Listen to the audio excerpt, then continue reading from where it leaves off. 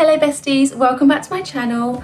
I decided to make a video on my 10 favourite historical fiction books because I love historical fiction. It is one of my favourite genres. I say that as if I even have a favourite genre. I love so many that it's kind of irrelevant at this point. But I do love historical fiction, and I feel like so many of my god tier books are like historical fiction books.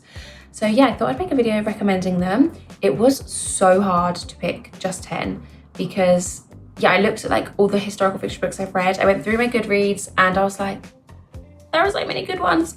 There are so many good ones. So yeah, this really is a list of books that have made the cut. 10 books that really have made the cut. So let's start talking about them. The first book we have is The Mountains Sing, and this is a historical fiction novel set in Vietnam from around the 1920s till present day, but not quite present day, like probably around 2000, I think. But it's a multi-generational novel that follows mainly women and their experiences against the backdrop of French colonization, the Vietnamese War, so many things. It unpacks so much history in like 300 and something pages. It's incredible. And it really brings to light the stories that maybe we don't hear very often about the Vietnamese War. Yeah, very interesting, fascinating. Oh, the writing. Okay, I'm free filming that because that was a bit weird. But the writing is just incredible. It's so lyrical. So if you like lyrical, poetic writing, I really recommend this one. It is a heartbreaking, sad read. It's a very honest representation of war and the costs of war on a country and on individual people. But it's not without hope. There is connection in there and there is hope for a better future. I honestly read this one so many years ago. I can't even distinctly remember everything that it was about. I just remember like the feeling that it gave me. And it's just one of those stories that sticks with you. Yeah, 6 stars. I will never stop recommending this book. I've recommended it on so many reels. I recommend it to people all the time when I see them. Just what a great start to this list. There you go, another one for your TBR. Okay, so my second book recommendation is In Memoriam. And this is a World War I historical fiction novel, and it follows two main characters. They are both English schoolboys in an all-boys private school in England, and it's really heartbreaking. Basically, they are attending this school. They're not old enough to enlist, but one of them comes from a German family, or like their family background is German. So in order to avoid like the anti-German rhetoric and like people turning against them, he enlists even though he's too young. And then his friend enlists as well because he's enlisted, because basically these two boys are in love with each other and neither of them know that the other one knows, and then they're both off at war, and it's just an epic story and it's heartbreaking, and it's just war, isn't it? War's so sad, and these are all like true events that happened. And I think fiction is so powerful in talking about war and what it costs on an individual level, and books that do that well are so important and so incredible, and this is one of them. And I find, and this list will probably represent this a little bit, I read more about World War II, and there are more outstanding World War II novels out there than there are World War I novels. So it's nice to, I think this is my only I don't know if I've read another historical fiction book about World War I. I'm trying to think, but yeah, this one really stands out for me as a World War I historical fiction novel. Definitely recommend it. Okay, the third book on this list is probably one of the most talked about historical fiction fantasy novels of the past few years, and it's Babel. R.F. Kuang, that woman is incredible. You've probably seen me say on my channel before that I believe she's one of the best writers of an entire generation. She is incredible. I literally just can't think of another adjective.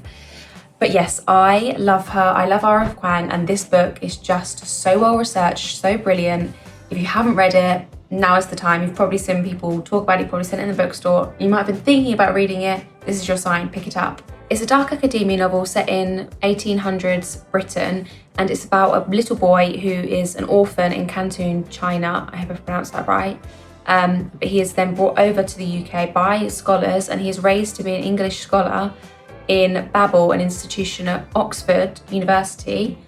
And it's like, this is where the fantasy element of the book comes in, because they do like this magic through language inscription on silver bars. It's a whole like thing. I'm not explaining it very well, but the magic is very well explained in the book. And it's basically they inscribe language on the bars, and they bring him over because obviously he can speak Chinese, and he then studies all these other languages.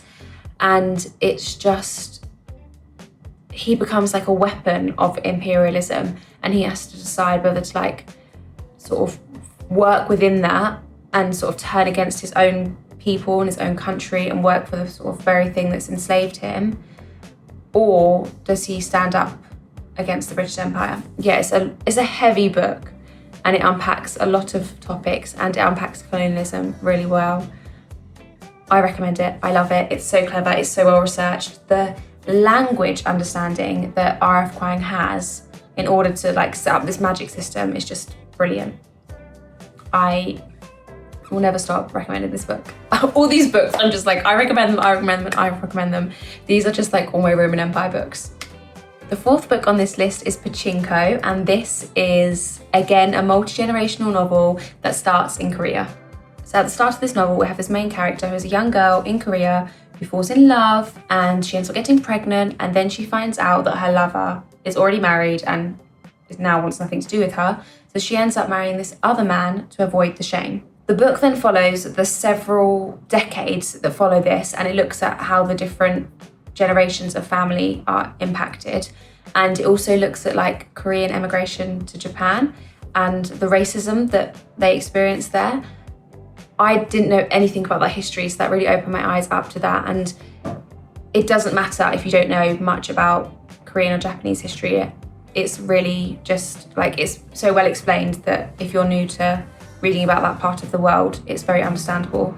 And yeah, it's just really, really interesting, very sad. It has so many twists and turns, and even just talking about it now has like convinced me that I need to reread this book, because again, I can't remember like what the twists and turns are, but I remember being like the whole time I was reading the book. So yeah, definitely one to add to my reread list. Maybe that'll be like a 2026 goal. I think every year I'm going to be picking books I want to reread, and I think Pachinko is going to be making it onto that 2026 list. Also, Pachinko was nominated for Reader's Favourite Historical Fiction Read on Goodreads in 2017. So it was very popular. And I don't think, even though it has received a lot of hype, I don't think it has received enough hype, like considering how good it is. It has also got an Apple series, so once you've read the book, you can watch the Apple series, which I've been meaning to do. I did mention earlier that I've read a lot of World War II historical fiction, and there are actually 3 books on this list that are World War II novels, which I just love, and we're going to dive into them now. The first of these is All the Light We Cannot See, and this is a very recent read. Like, I've read this in the past few months, but I think it literally is going to be one of those books that I never, ever, ever stop recommending. In this book, we are following 2 main characters who are both having very different experiences of World War II, partly because they're on opposing sides. One is a German orphan, and so the book starts actually in like the 1930s, and we see him grow up and how he becomes or ends up in the German army and his experiences of that. And we also have a blind French girl who grows up in Paris and experiences the French occupation. 2 very, very different experiences of the war, 2 very unique experiences of the war, with like one being an orphan and one character being blind. Maybe some experiences that we don't think about as often.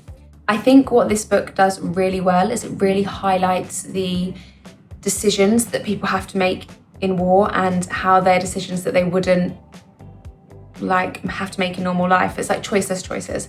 I don't know. And this book really highlights how war impacts the everyday civilian and how it impacts ordinary people, and sort of maybe turns them into people that they wouldn't have become if war wasn't on their doorstep. It's heavy. It gives you a lot to think about, and it's very sad, and you will cry. Maybe I cry. I cried at most of these books, honestly. I just love a book that makes me cry. Love a book that makes me feel.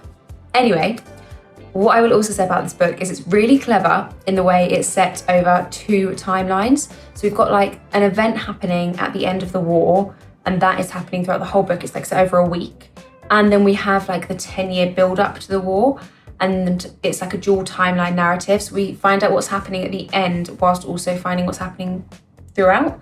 And that's just very clever. And you're given like the right piece of information at different times to make you know different things. And I love it when like a book is like a jigsaw puzzle and you're putting things together yourself. It feels like, I don't know, you're working with the text, you're not just being told what to think, what to feel.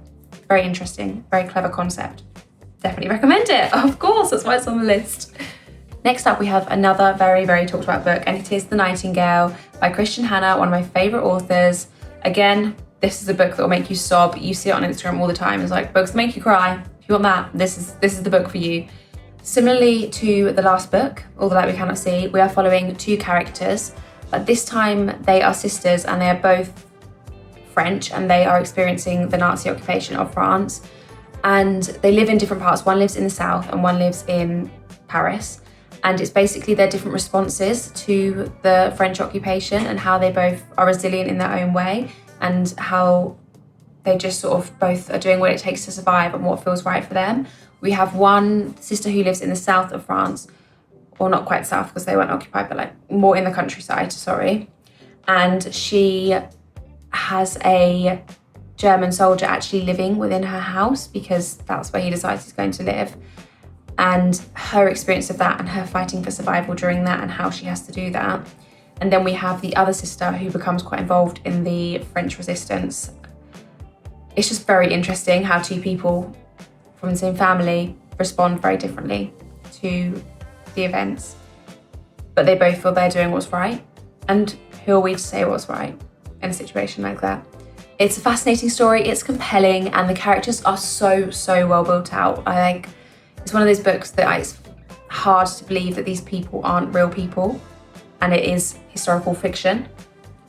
Yeah, so good. Honestly, get the tissues and get reading. My next book is Do the Birds Still Sing in Hell? And I don't think this technically counts as historical fiction. However, it reads like historical fiction despite being a memoir.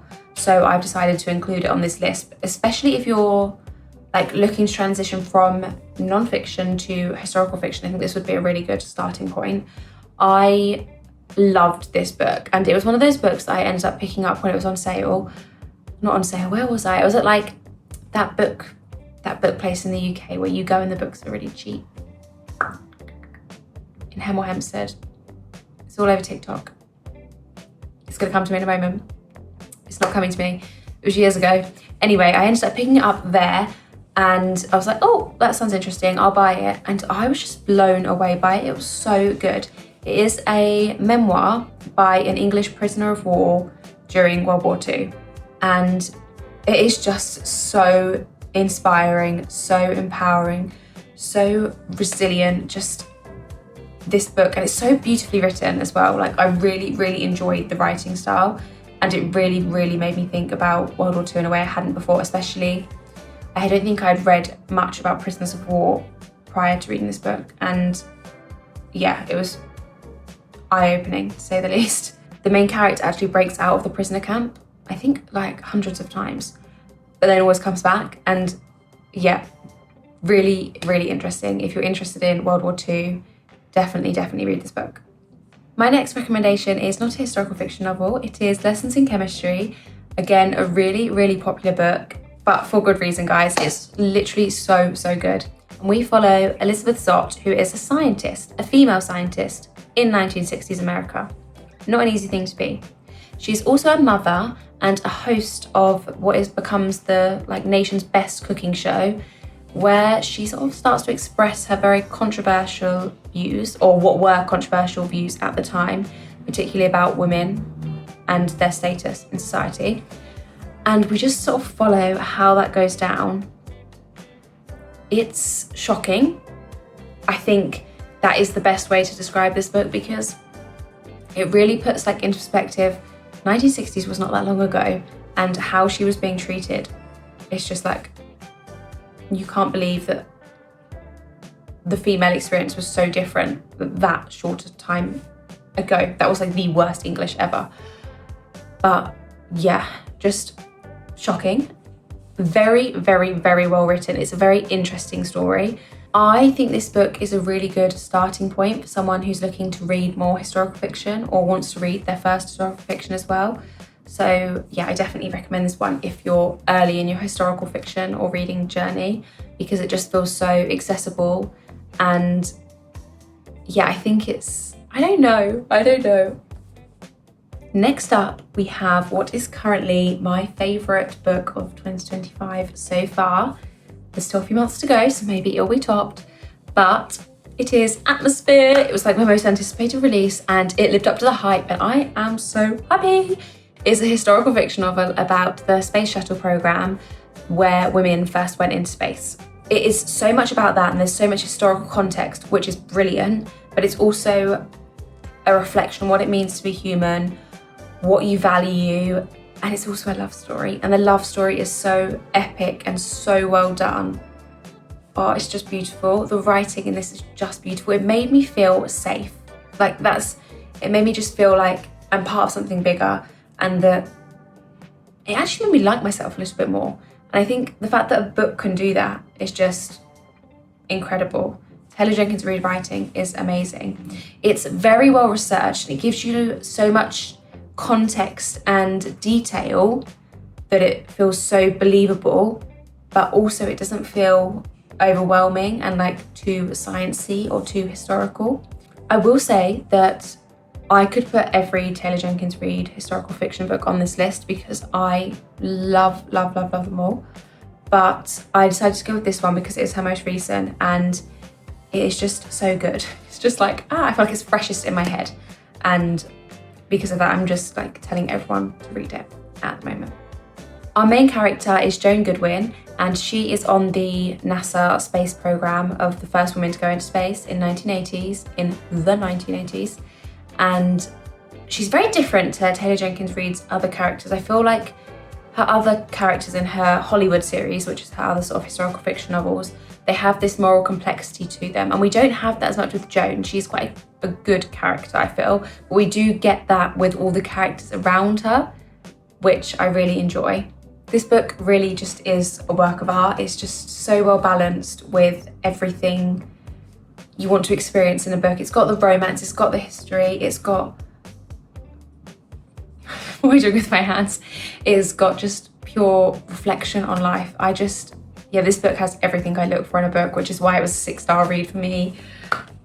I can't wait for in a few years' time to reread this book. I just want to delete it from my brain and have the experience of reading it again. I did just devour it. I literally read this in 2 sittings. It was one of those books, start reading, can't stop.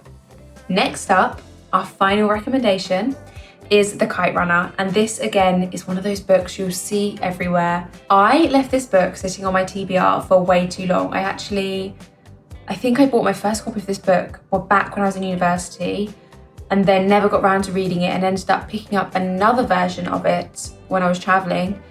And yeah, I can't believe I let it go unread for that long because it's ended up being one of my favourite books. If that is you and you have considered reading this book before, if you've considered reading The Kite Runner, again, this is your sign, just read it because it's so good. Set against the backdrop of 20th century Afghanistan, we see how our main character develops from childhood to adulthood and how certain events really shape who he is as a person. It shows the impact of war, how it literally tears lives apart, how you can go from having everything to nothing. It's shocking, it's uncomfortable. Like, I just remember my response to this book whilst I was reading it being so physical, like feeling physically uncomfortable and just distressed because it's so upsetting. And I think the writing is so good to make you feel a physical response through words. Even when I was like reading the blurb of the book and talking about it now, I can feel that same like wave of emotions coming over me because the storytelling is so clever. It really is a masterpiece, and it really, for me, I knew nothing about the history of Afghanistan, and to actually have a book provide some context of that was really, really interesting and eye-opening. I do think that is the wonderful thing about historical fiction. It makes history, it's a way like you can enter into history without knowing a lot about a topic. It makes it accessible to everyone. Yeah, I love historical fiction and I loved all of these books. And if you enjoyed them, if you enjoy historical fiction, then read these books because they're all great. Thank you so much if you have made it all the way to the end of this video. Please don't forget to like and subscribe.